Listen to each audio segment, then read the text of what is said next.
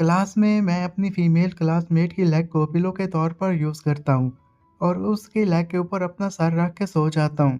बाकी जितने भी लड़के मेरे क्लासमेट्स थे वो ये देखकर हैरान रह जाते हैं। उन्हें तो ये सब देखकर यकीन ही नहीं आ रहा था कि मुँह चैन कब से इतना फेयरलेस हो गया। मेरे में इतनी हिम्मत कैसे हो गई कि मैं उसके लेग को पिलो के तौर पर इस्तेमाल करूँ। लेकिन इस सब से उसे कोई भी फ़र्क नहीं पड़ रहा था। वो मेरी तरफ आराम से देखती है, मेरे सर के बाल सहलाने लगती है। तो ये सब देखते ही वो लोग फिर से आपस में गॉसिप शुरू कर देते हैं। मुझे उन लोगों की कोई परवाह नहीं थी, मुझे तो नींद आ जाती है। तो मैंने एक अजीब-सा ख्वाब देखा जिसमें मैं एक और जगह ट्रांसफ़र कर जाता हूँ। मैं उसमें टाइकून बन चुका था। जब मैं बीमार था तो मुझे हॉस्पिटल एडमिट करवाया जाता है। मुझसे मिलने के लिए एक लड़की आया करती थी। वो लड़की सू क्यान थी। यही लड़की जिसकी लेग को मैं पिलो के तौर पर यूज़ कर रहा हूँ। हम दोनों स्कूल में साथ में पढ़ते थे। वो एक केयरिंग लड़की थी, तो इसलिए हम दोनों जल्दी ही बेस्ट फ्रेंड्स बन गए। और स्कूल के बाद से जब हम दोनों हाई स्कूल गए तो मेरी एक जीएफ बन गई। मैं उसके साथ रहता था, तो मुझे आज भी याद है कि सू कियान इस बात को लेकर बहुत रोई थी। वो इस सब की वजह से एम्बैरेस्ड फील कर रही थी।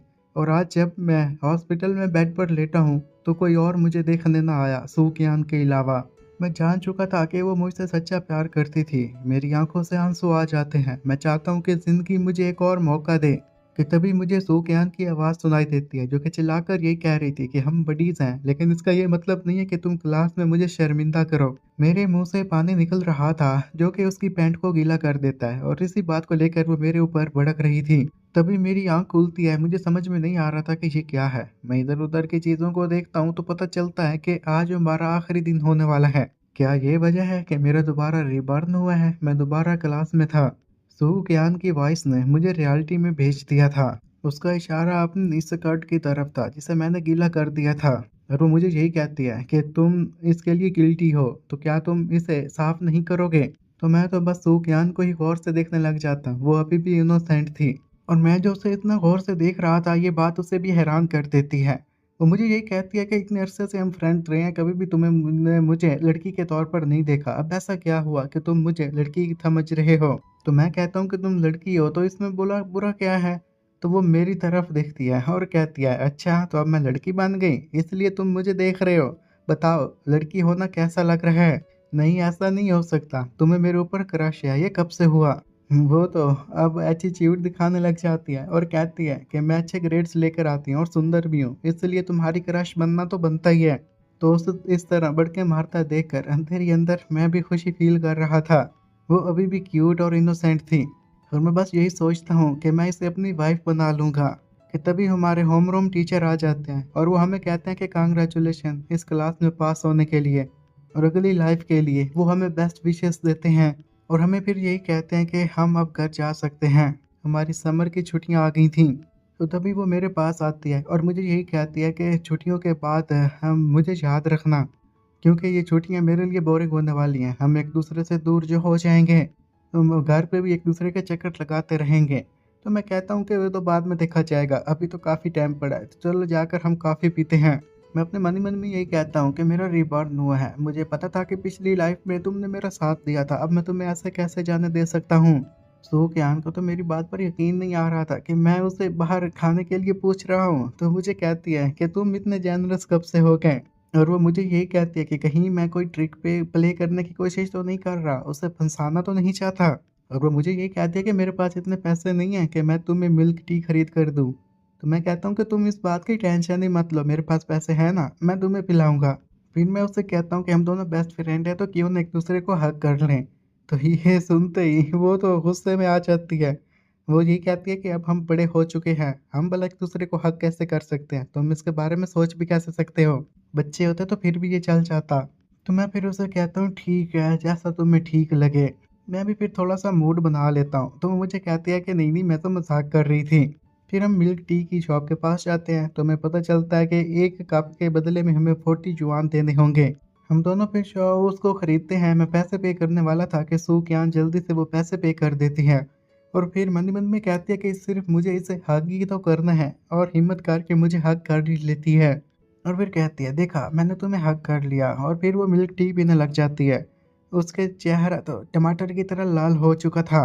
हम फिर टाइम स्पेंड करते रहते हैं और फिर जैसे घर जाने वाले थे तो वो मुझे यही कहती है कि इतने अरसे से हम दोनों साथ रहे हैं, तुमने कभी भी मुझे ट्रीट वगैरह नहीं दी। तुम्हारी जो जीएफ बनेगी वो तो भूख से मरेगी। लेकिन मैंने तुम्हारा बहुत ख्याल रखा, मतलब मेरा जो बॉयफ्रेंड बनेगा उसे मैं खुश रखूंगी। मैं फिर इसी दौरान रास्ते में उसे तंग भी करता रहता हूँ, लेकिन मैं जानता था कि उसके जहन में हमेशा पॉजिटिव थॉट्स ही रहती हैं। और इसी तरह फिर बातें करते करते चलते चलते हम अपने डॉर्म्स तक पहुँच जाते हैं। तो वो मुझे गुड बाय कहकर अपनी दोस्तों की तरफ भागने लग जाती है।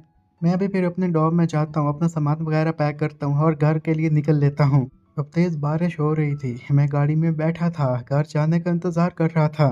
जबकि दूसरी साइड सू कियान की टिकट यस्टरडे की थी। तो अब स्कूल डॉर्म भी बंद हो चुका था, तो वो बारिश में भीग रही थी। उसके पास कहीं जाने के लिए रास्ता नहीं था। वो चाहती तो किसी होटल में रह लेती, लेकिन वो एक अकेली लड़की थी, उसमें इतनी हिम्मत नहीं थी। उसे यही डर था कि अगर वो बुरे बंदों में फंस गई तो उस वहां से कैसे निकल पाएगी। इसलिए ये सब कुछ याद करते ही वो अपना फ़ोन निकालती है और मुझे कॉल करती है। मैं भी कॉल अटेंड करता हूँ और उससे पूछता हूँ कि हाँ, क्या बात है? तो वो मुझे ये बताती है कि वो कहीं नहीं जा सकती, तो अगर चाहे तो एक रात मैं उसके साथ रुक सकती हूँ। वो मुझे स्टेशन पर आने का कहती है क्योंकि बारिश में बहुत भीग रही थी। तो उसकी ये बात सुनते साथ ही मुझे उसके लिए टेंशन होने लगती है और मैं उससे ये कहता हूँ कि तुम कोई शेल्टर ढूँढ लो, मैं अभी अपने ड्राइवर को लेकर पहुँचता हूँ। तो जैसे मैंने उसे ये बात कही थी कि तभी वो मुस्कुराने लग जाती है। मैं उसकी आवाज़ को फ़ील कर रहा था।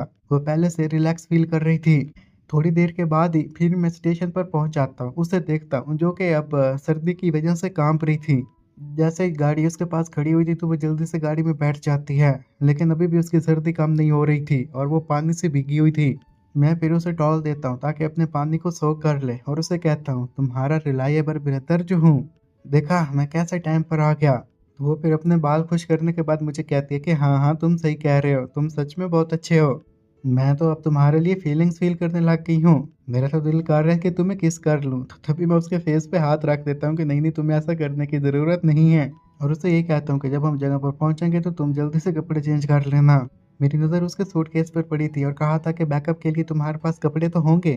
तो वो अपना सर नफ़ी में हिला देती है और कहती है कि बारिश की वजह से शायद ये भी सारे भीग गए हैं। लेकिन टेंशन मत लो, तुम्हारे पास तो कोई साफ कपड़े होंगे, वो मैं पहन लूँगी। तो ये सुनते मैं फिर विंडो की तरफ देखता हूँ और उससे कहता हूँ कि स्टोर जाकर मैं कपड़े खरीद दूँगा। जैसे फिर मैं उसे अपने होटल वाले रूम लेकर गया था तो वो इधर-उधर चीज़ों को देखने लग जाती हैं। मैं भी ये सब कुछ नोटिस कर पा रहा था और फिर उसे कहता हूँ कि अगर तुम्हें बाथरूम जाना है तो वो उस साइड है। तुम जाकर शावर ले लो, मैं बाद में तुम्हारे लिए कपड़े ले आऊँगा। वो अब जैसे ही बाथरूम जाने वाली थी तो मेरी तरफ देखती है और कहती है कि कहीं तुमने कोई कुछ छुपाया हुआ तो नहीं है? तो मैं कहता हूँ कि नहीं, नहीं, कुछ नहीं छुपाया हुआ। हम इतने अरसे से साथ रह रहे हैं तो तुम्हें मेरे ऊपर भरोसा करना चाहिए। और ये सारी बातें करते-करते मैं उसे गौर से भी देख रहा था। उसे मैं एक दफ़ा ऊपर से नीचे तक देखता हूँ, तो वो ये बात समझ जाती है, तो उसका फेस रेड हो जाता है और गुस्सा करते हुए कहती है कि तुम ये क्या कर रहे हो? और फिर इसी के साथ ही वो नहाने चली जाती है। मैं फिर उसके कपड़े देखता हूँ, उसमें से बहुत सा पानी निकल रहा था, तो मैं समझ गया था कि अभी मुझे जाकर उसके लिए और कपड़े खरीदना होंगे। जब उसके कपड़े खरीदने के लिए मार्केट गया था तो तभी मुझे मॉम की कॉल आ जाती है। वो मुझे यही कहती हैं कि उनकी फैमिली एक बैंक्वेट रखने वाली है और मैं 8 बजे पहुँच जाऊँ। तो कॉल के कटने के बाद ही मेरे ज़हन में भी एक आइडिया आ जाता है और मैं ये सोचता हूँ कि अगर मैं सूफ़ियान को भी अपने साथ होटल लेकर जाऊँ, तो मेरी मॉम के तो एक्सप्रेशन देखने वाले होंगे। तो मैं फिर अपनी मॉम को दोबारा कॉल करके उन्हें बताता हूँ कि मेरी एक क्लासमेट है, वो घर नहीं जा सकती क्योंकि उसके पास जो टिकट थी, वो कल की थी। अगर आप चाहें तो मैं क्या उसे बैंक्वेट पर लेकर आ सकता हूँ? जैसे मैंने अपनी मॉम को ये कहा था कि मॉम हाँ कह देती है। और वो ये भी कहते हैं कि फिर तुम्हारे उस क्लासमेट को तुम्हारे साथ ही रूम शेयर करना होगा क्योंकि हमारे पास इतने रूम्स नहीं हैं। और उसे बैंक्वेट में लेने से पहले ये सब कुछ पूछ लेना। अगर उसे कोई दिक्कत ना हो तभी उसे बैंक्वेट में लेकर आना। और इसके साथ ही फिर मैं कॉल काट देता हूँ। मैं उसके कपड़े खरीद कर घर पहुँच चुका था। उसने ओवरसाइज़ शर्ट पहनी थी और वो फिर मेरी तरफ गौर से देखने लग जाती है। फिर वो मुझसे पूछती है कि मैं क्या लेकर आया हूँ। वो बैग चेक करती है तो उसमें लड़कियों के कपड़े थे। और वो पूछती है कि ये किस लिए लाया हूँ? तो मैं उससे कहता हूँ कि तुम्हारे सारे कपड़े भीग गए, तो मैंने सोचा तुम्हारे लिए नए खरीद लूँ। और वो मुझे ये कहती है कि तुम तो सच में मेरे बेस्ट फ्रेंड निकले, तुम मेरी इतनी ज़्यादा केयर करते हो। इसके कितने पैसे हुए? मैं वो तुम्हें पे कर दूँगी। तो मैं जल्दी से उसे मना कर देता हूँ कि पैसे पे करने की ज़रूरत नहीं है, वैसे भी इतना खर्चा नहीं हुआ। तो ये सब सुनते ही वो खुश हो गई थी। मैं भी उसकी नेचर के बारे में जानता था कि अगर मैं बताऊँगा कि ये कपड़े चीप हैं, तो वो फिर मुझे कभी भी पैसे पे नहीं करेगी। वो जल्दी से दूसरे रूम में चली जाती है ताकि इन कपड़ों को चेंज कर सके। और कपड़े चेंज करने के बाद मेरे पास आती है और मुझसे पूछती है कि मैं कैसी दिख रही हूँ। मैं फिर उसे देखता हूँ और कहता हूँ कि कपड़े तो सुंदर हैं। तो गुस्से से कहती है कि क्या तुमने क्या कहा? और मुझे यही कह दिया कि तुम्हारे सामने एक सुंदर सी लड़की खड़ी है और तुम उसकी तारीफ करने की बजाय सिर्फ कपड़ों की तारीफ कर रहे हो। लगता है कि तुमसे ये सब कुछ बर्दाश्त नहीं हो रहा कि मैं कितनी खूबसूरत हूँ। मुझे तो उसका ये चेहरा देखते साथ ही हंसी आ जाती है और मैं उससे कहता हूँ, नहीं नहीं, मेरे कहने का ये मतलब नहीं था। कपड़े तुम्हारे ऊपर इसलिए सुंदर लग रहे हैं क्योंकि उसे पहनने वाली भी सुंदर है। ये सुनते ही वो तो खुश हो जाती है। तुम्हारा टेस्ट तो सच में बहुत अच्छा है। मुझे इस तरह प्रेज़ मत करो, ये ना हो कि मैं फिर एरोगेंट हो जाऊँ। मैं फिर उसे बताता हूँ कि आज रात मेरी मॉम ने एक पार्टी रखी है, अगर तुम चाहो तो साथ चल सकती हो। मैंने इसके बारे में अपनी मॉम को भी बता दिया है। तो वो सुनते साथ ही कहती है, अच्छा तो कब है पार्टी? तो मैं भी अंदर ही अंदर खुश हो गया था। मैं जानता था कि वो मेरे साथ ज़रूर आएगी। फिर मैं भी नहाने के लिए चला जाता हूँ ताकि तैयार हो जाऊँ और उसे बताता हूँ कि हमें 8 बजे जाना होगा। और अब हम टाइम पर दोनों शोनतियान होटल पहुँच जाते हैं। जैसे-जैसे हम और करीब होते जा रहे थे, तो वो भी परेशान होने लग जाती है और कहती है कि तुम्हारे पेरेंट्स को क्या कहेंगे कि हम दोनों का रिश्ता क्या है? मैं उसका सर थपथपाता हूँ और कहता हूँ कि अपनी डॉटर इन लॉ से मिलने में उन्हें क्या ही हर्ज होगा। पहले तो वो कहती है कि हाँ, ठीक हो गया, लेकिन जब उसे ये रियलाइज़ होता है तो इसी के साथ ही वो गुस्से से फट पड़ती है। तुम्हें पता है क्या, तुमने आईने में कभी अपनी शक्ल देखी है कि तुम कितनी अगली हो और मैं इतनी खूबसूरत? तुम मुझे अपनी वाइफ़ कैसे बना सकते हो? मैंने तो तुम्हें अपने भाई की तरह हमेशा ट्रीट किया और तुमने मुझे हमेशा चीप स्नैक की तरह ट्रीट किया। मुझे यही समझ में नहीं आ रहा था कि तुम मेरे से इतना अच्छे से क्यों पेश आ रहे हो? तो अब मैं समझ गया, तुम्हारे तो मोटिव्स ही और हैं। मुझे उसकी बातों से फ़र्क नहीं पड़ता था। तभी मैं एक रूम का दरवाज़ा ओपन करता हूँ, जहाँ हमारी फैमिली वाले मौजूद थे। तो मुझे देखते साथ ही सभी खुश हो गए थे। उन्होंने ये पार्टी मेरी ग्रेजुएशन के लिए रखी हुई थी। मेरी मॉम मेरे पास आती है और कहती है, बेटे तुम आ गए। सभी फैमिली वाले तुम्हारा वेट कर रहे हैं, बाहर क्या कर रहे हो? जल्दी से अंदर आ जाओ। मेरे पीछे सू की आंट खड़ी थी, तो सारे फैमिली वाले लोग देखकर चुप हो जाते हैं। मेरी मॉम ने जैसे उसे देखा था, तो उसे तो अपनी आँखों पर यकीन ही नहीं आ रहा था कि मैं भी अभी स्कूल से ग्रेजुएट हुआ और अपनी जीएफ को लेकर फैमिली डिनर के लिए आ गया। वो तो मुझे कैपेबल समझ रही थी और जल्दी से फिर वो सू कियान के पास जाती हैं और उसे ग्रीट करती हैं और फिर उसके पास जाकर उसका नाम भी पूछती हैं। वो तो बहुत खुश थीं और उसने मेरे इस फैसले को अप्रूव कर लिया था और मुझे कहती हैं कि तुम्हारा टेस्ट तो बहुत अच्छा है। मेरे डैड भी मेरे पास आते हैं और कहते हैं कि आखिर तुम बेटे किसके हो? उन्होंने भी मेरे इस फैसले को अप्रूव कर लिया था। तुम्हारा टेस्ट तो मुझसे भी अच्छा है। फिर वो मुझसे उस लड़की का नाम पूछते हैं, तो मैं उन्हें बताता हूँ कि इसका नाम है सूक्यान। मेरी मॉम तो ये सुनते ही खुश हो गई थी और कहती हैं कि इसका नाम भी इतना ही प्यारा है जितनी ये। लेकिन सूक्यान को अब इतनी ज़्यादा नर्वस थी कि उसे तो पसीना आने लग जाता है। और फिर वो मुझसे ये पूछती हैं कि ये लेडी कौन है? तो मैं उन्हें बताता हूँ कि ये मेरी मॉम है। तो ये सुनते साथ ही वो शॉक्ड रह जाती है और क्या कहती है कि क्या तुमने क्या कहा कि वो तुम्हारी मॉम है? मैं उसे ये समझाता हूँ कि तुम्हें सब के बारे में सोचने की ज़रूरत नहीं है। तो वो तो अब टमाटर की तरह लाल हो जाती है। मॉम मुझे देखते ही खुश हो गई थीं और फिर इसी के साथ ही मैं उसका फिर इंट्रो अपने डैड से करवाता हूँ। तो मैं उसे छेड़ता भी रहता हूँ। मुझे यही लगता है कि इस सब की वजह से वो घबराने लग जाएगी, लेकिन वो नहीं घबराती। फिर वो मेरे डैड से उनका सरनेम पूछती है, तो ये देखकर मेरे डैड भी हैरान रह गए थे। वो फिर उसे अपना सरनाम बताते हैं कि मेरा सरनेम है मू।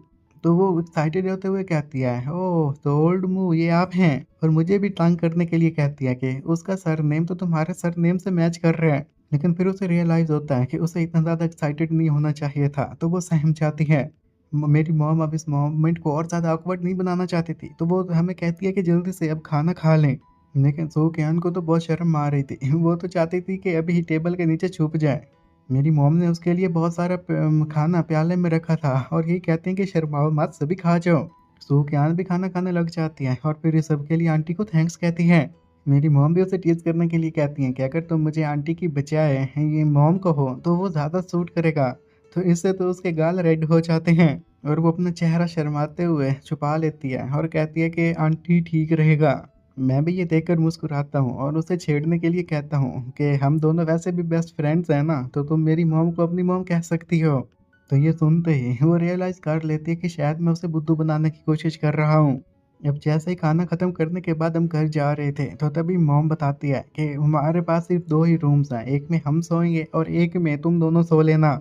मेरी मॉम ये जानती थी कि वो मेरी बेस्ट फ्रेंड है, लेकिन इसके साथ-साथ वो मेरी क्लासमेट है और एक लड़की है, तो भला मैं उसके साथ कैसे सोऊँगी?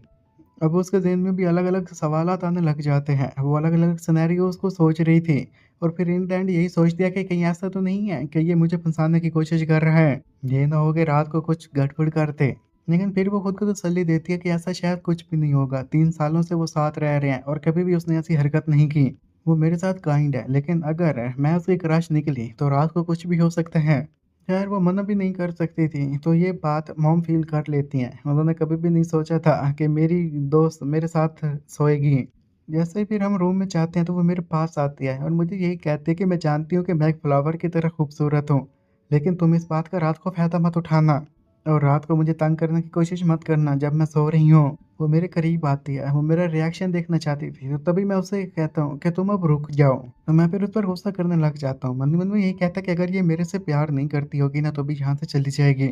लेकिन सूक्यान तो जाने से मना कर देती है। तो इससे तो ये मैं समझ गया था कि ये मुझे छोड़कर कहीं नहीं जाने वाली और इसी के साथ ही फिर हम दोनों सो जाते हैं। खैर जैसे हम रात को सो रहे थे तो वो अजीब-व-गरीब हरकतें करने लग जाती है। तो तभी फिर मुझे लात मारकर बेड से भी नीचे धकेल देती है। तो मेरे गिरने की आवाज़ की वजह से उसकी आँख खुल गई थी और वो फिर होश में आते हुए फिर मुझे कहती है कि मुझे माफ़ करना। वो मुझे ये कहती है कि मैं नींद में अच्छी नहीं हूँ, बेड पर मैं ऐसे ही सोती हूँ। कितनी दफ़ा मॉम ने भी इस सब के लिए मुझे डाँटा है। तो मैं फिर उसे मुस्कुराते हुए कहता हूँ कि नहीं, नहीं तुम टेंशन मत लो। तो ये सब देखते ही उसकी आँखों में आंसू आ गए थे और वो मुझे कहती है कि तुम तो बहुत काइंड हो। मुझे लगा था कि इसकी वजह से तुम मेरे ऊपर गुस्सा करोगे और फिर से हम दोनों हँसते हैं, बातें करते रहते हैं और इसी के बाद ही वो फिर बेड पर सो जाती है। अगले दिन ही उसकी आँख खुली थी। वो जैसे किचन में आती है तो देखती है कि मैं खाना बना रहा हूँ। फिर वो मुझसे पूछती है कि आंटी और अंकल कहाँ चले गए? तो मैं उसे बताता हूँ कि उनकी मार्केट में एक शॉप है, तो वो उधर खाना बनाते हैं इसलिए जल्दी चले गए। तो फिर भूख की वजह से वो अपना पेट पकड़ लेती है और मुझसे पूछती है कि अब हमें ब्रेकफ़ास्ट कहाँ करना है? क्या हम भी बाहर चलें? लेकिन मैं तो उसके लिए उधर ही ब्रेकफ़ास्ट बनाने लग जाता हूँ। मैं ये काम डेलीगेंटली कर रहा था। वो भी खड़े हुए सब कुछ देख रही थी और फिर मुझसे पूछ लेते हैं कि क्या मुझे कुकिंग आती है? और मुझे ये कहती है कि ये ना हो कि तुम्हारा ब्रेकफ़ास्ट खाने की वजह से मेरा पेट ख़राब हो जाए। तो टेबल पर कुछ पैसे रखे थे, मैं उससे कहता हूँ कि अगर तुम मेरा बनाया खाना नहीं खाना चाहती तो जाकर बाहर से खा लो। तो आगे से वो हँसती है और कहती है नहीं, नहीं मैं तो मज़ाक कर रही थी। और फिर वो अपने दोनों हाथ बाँध लेती है और मुझे छेड़ते हुए कहती है कि मुझे तो नहीं पता था कि तुम खाना भी बना लेते हो, तो मैं ट्राई तो ज़रूर करूँगी। मैं भी देखना चाहती हूँ कि मेरे बेस्ट फ्रेंड की आखिर खाने की स्किल्स कैसी हैं। थोड़ी देर के बाद ही मैं ब्रेकफ़ास्ट बनाकर उसे टेबल पर रख देता हूँ। वो फिर जैसे उसे ट्राई करती है तो उसकी आँखों में खुशी आ गई थी और वो मुझे कहती है कि ये खाना तो बहुत अच्छा है, तुम इतना अच्छा खाना कैसे बना लेते हो? मुझे ये भी कहती है कि उसकी मॉम के मुकाबले में मैं अच्छा खाना बना लेता हूँ और वो आहिस्ता-आहिस्ता सारा खाना खा जाती है। मैं हैरानी से ये सब कुछ देखता रहता हूँ और कहता हूँ कि मिस आप तो सारा खा गई, मेरे लिए भी कुछ बचाना था ना। तो वो भी चाय पीते हुए मुझे कहती है, मुझे माफ़ करना, मेरे से रहा नहीं गया और सारा खा गई। और फिर इसी के साथ ही वो मुझे बताती है कि शायद आज मैं घर चली जाऊँ। वो फिर टिकट बुक करने के लिए अपना फ़ोन उठाती है और जैसे ही बुक करने वाली थी कि तभी उसे मॉम की कॉल आती है। तो मॉम उसे यही बताती हैं कि तुम्हारी अब ग्रेजुएशन कंप्लीट हो गई है। तुम्हारे डैड और मैं प्लान बना रहे थे कि बाहर जाएँ, तो इसलिए हमने सोचा है कि 2 महीने हम अब्रॉड चले जाएँ। तुम अब घर आ जाओ, मैंने पिलो के नीचे कुछ पैसे रख दिए हैं, जो 2 महीने के खाने-पीने का खर्चा निकाल ही लेंगे। हम दोनों एयरपोर्ट पर हैं, प्लेन जा रहा है, ठीक है, फिर बाद में मिलेंगे। और इसी के साथ ही उसकी मॉम कॉल काट देती है। ये सब कुछ मॉम की बातें सुनते साथ ही वो तो जम सी गई थी। अब ऐसे फ़ोन आना, उसकी मॉम का बताना कि वो बाहर जा रही है, ये बातें उससे हज़म नहीं हो पा रही थीं। जब वो घर जाएगी, उसके मॉम और डैड घर पर नहीं होंगे, इसके बारे में तो मैंने सोचा ही नहीं था। तो फिर वो मेरी तरफ देखने लग जाती है। अब उसके पास और कोई रास्ता नहीं बचा था, तो वो मुझसे फाइनली पूछ ही लेती है कि क्या मैं उसके साथ रह सकती हूँ?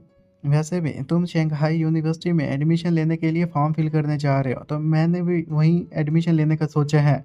हमने एक साथ उधर ही जाएँगे, तो साथ रहने में क्या हर्ज है? तो उसे इस तरह खुश देखते साथ ही मैं भी खुश हो जाता हूँ, क्योंकि मैंने भी कुछ प्लान्स बना कर रखे हुए थे। मैं रिबर्न होने के बाद ज़्यादा से ज़्यादा टाइम सूक्यान के साथ गुज़ारना चाहता था। और इससे अच्छा मौका मुझे भला कब मिल सकता था, तो मैं उसे हाँ कह देता हूँ। इससे पहले कि मैं उससे कोई और बात करता तो वो खुशी से झूमने लग जाती है और मुझे यही कहती है कि तुम तो बेस्ट हो। मैं उससे कहता हूँ कि क्या तुम मेरी बात पूरी नहीं सुनोगी? तो वो कहती है कि तुम्हें जो भी कहना है तुम अच्छे से सोच लो। खाना खत्म होने के बाद वो डिशेज़ उठाती है, उन्हें धोने लग जाती है और पूरे घर की सफाई करती है।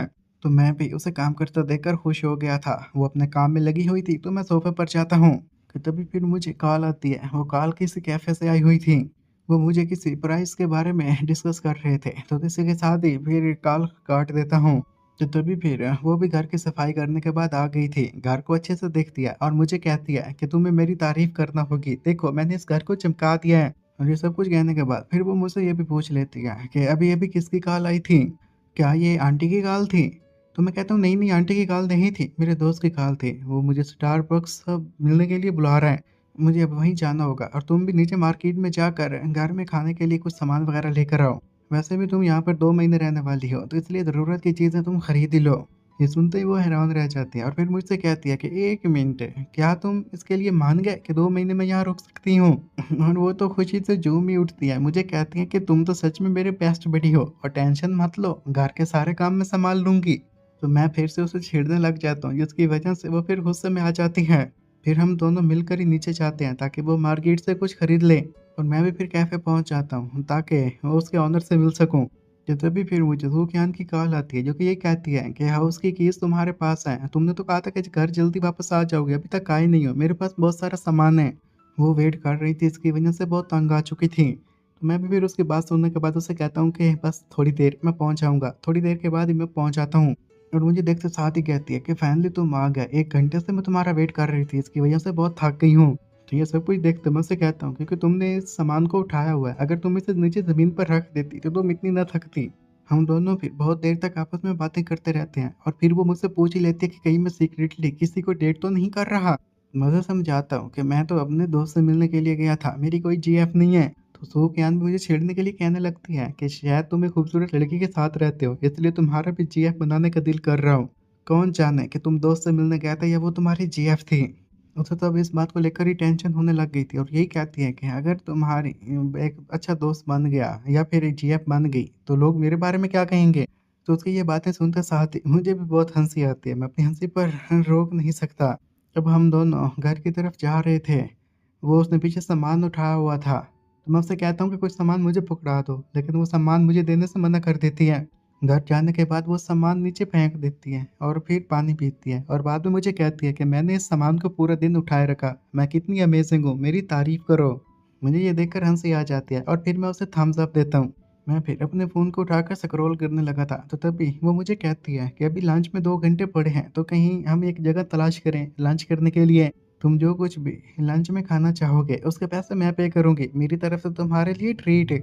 हम दोनों बस इसी लंच के बारे में बात कर रहे थे कि तभी मुझे मेरे दोस्त जैन की कॉल आ जाती है। 3 साल तक हम साथ में पढ़े थे, वो गेमिंग में बहुत बुरा था, मुझे साथ में गेम खेलने का कहता है, तो मैं हाँ कह देता हूँ। हमारी बात चल रही थी कि तभी भी वो सूक्यान मुझसे पूछ लेती है कि वो कौन है? तो मैं फिर उसे बता देता हूँ कि ये मेरा दोस्त जैंग था। वो मुझे इंटरनेट कैफ़े बुला रहा है ताकि जाकर हम दोनों साथ में गेम्स खेल सकें। वो कहती है अच्छा तो ये बात है और फिर एक ब्यूटीफुल सी लुक बना लेती है और मुझे कहती है कि हमें भी साथ लेके जाना चाहिए। मैं कभी भी इंटरनेट कैफ़े नहीं गई, तुम मुझे अपने साथ ले जाओ। तो ये सब कुछ सुनते ही मुझे तो पसीना आने लग जाता है। वो बहुत नेव थी और फिर मैं उससे कहता हूँ कि तुम आखिर क्यों जाना चाहती हो और तुम्हारे दिमाग में क्या चल रहा है सूक्यान? मैं उसके चेहरे को गौर से देखता हूँ, जो कि हैरानी से मुझे ही देख रही थी। मेरे चेहरे पर मुस्कुराहट आ जाती है। मैं जानता था कि ये अभी भी इनोसेंट है। तो वो मुझे इस तरह मुस्कुराता देखकर पूछ ही लेती है कि आखिर क्या है? तुम मेरी तरफ ऐसे क्यों देख रहे हो? वैसे भी इसमें भला क्या ही बुराई है अगर मैं तुम्हारे साथ इंटरनेट कैफ़े जाती हूँ तो? हम दोनों भी तो बेस्ट फ्रेंड्स हैं, तो तुम अपनी बेस्ट फ्रेंड के सिवा इंटरनेट कैफ़े चले जाओगे? तो मैं फिर उसे साथ ले जाने के लिए तैयार हो गया था। तो ये सुनते ही वो खुश हो जाती है। तुम तो सच में बहुत अमेज़िंग हो। तो मैं उससे कहता हूँ कि अब वेट किस चीज़ का, चलो अब दोनों चलते हैं।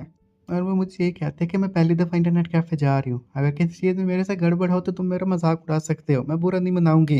वो मेरी अभी भी तारीफ़ कर रही थी और फिर हैरान होते हुए मुझे कहती है कि तुम अब मुझे गुस्सा नहीं दिला रहे।